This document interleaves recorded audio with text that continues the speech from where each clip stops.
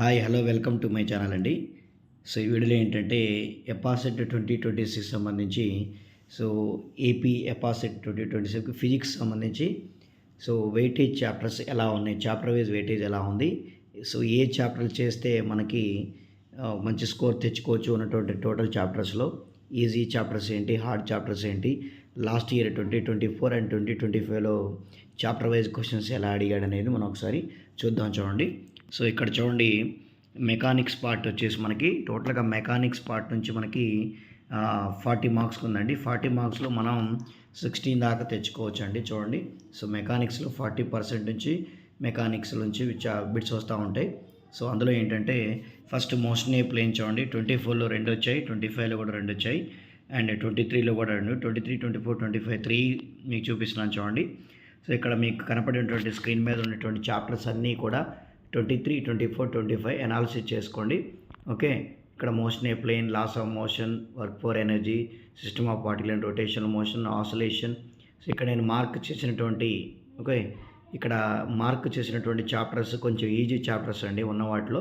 అంటే మీకు ఇక్కడ స్క్రీన్ మీద కనబడేటువంటి 12 చాప్టర్స్లో ఈ మోస్ట్ అండ్ ఈజియెస్ట్ చాప్టర్స్ అవి. సో అవి చేసుకున్నా కూడా మనకు సరిపోతుంది.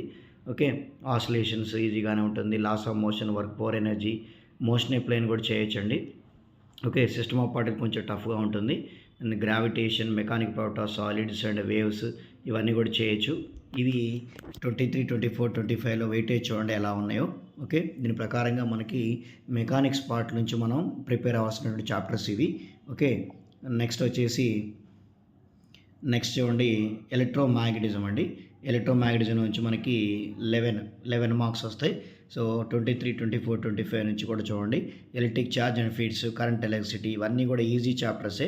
అంటే ఉన్న వాటిలో మనం చేయొచ్చు. ఎలక్ట్రిక్ పొటాన్షియల్ అండ్ కెపాసిటీ కొంచెం 1 టఫ్ ఉన్నా కూడా, బట్ అందులోంచి కొంచెం కెపాసిటెన్స్, పొటాన్షియల్ కొంచెం ప్రాబ్లమేటిక్ అవి ఉంటాయి, వేరియేషన్స్ జాగ్రత్త చూడండి. సో ఇక్కడ మ్యాగ్నెటిజం అండ్ మ్యాటర్ అండి. So magnetism and matter, electromagnetic induction, alternating current, electromagnetic waves. So ఇవన్నీ కూడా ఇంపార్టెంట్ అండ్ ఈజీ చాప్టర్సే. కాబట్టి ఎలక్ట్రోమాగ్నెటిజం నుంచి మనకి 11 మార్క్స్ తెచ్చుకోవచ్చు. So electric charge and fields ఈ చాప్టర్స్ ఇక 2 వెయిటేజ్ ఉన్నాయి కూడా బాగా ప్రిపేర్ అవ్వచ్చు. Electric charge and fields, current, electricity and moving charges magnetism నుంచి కూడా మనకి 2 వస్తాయి. కంపేర్ చూడండి, 24లో కూడా 2 వచ్చాయి, అలాగే 25లో కూడా 2 వచ్చాయి. ఓకే, అండ్ నెక్స్ట్ వచ్చేసి మోడర్న్ ఫిజిక్స్ అండి. మోడర్న్ ఫిజిక్స్లోంచి మనకి 6 మార్క్స్ వస్తాయండి. 24, 25లో చూడండి సెమీ కండక్టర్ చాలా ఇంపార్టెంట్. సెమీ కండక్టర్ ఈజీయెస్ట్ కూడా, అంటే కొంచెం టఫ్గా అనేప్పటికీ మనం చేసే ఈజీగా ఉన్నటువంటి చాప్టర్ అనమాట. సెమీ కండక్టర్ ఇక dual nature, atoms, nuclei, communication ఇవన్నీ కూడా. సో కమ్యూనికేషన్లో కొంచెం థియరీ బిట్స్ వచ్చే అవకాశం ఉంటుంది, ఆటమ్స్, న్యూక్లీ.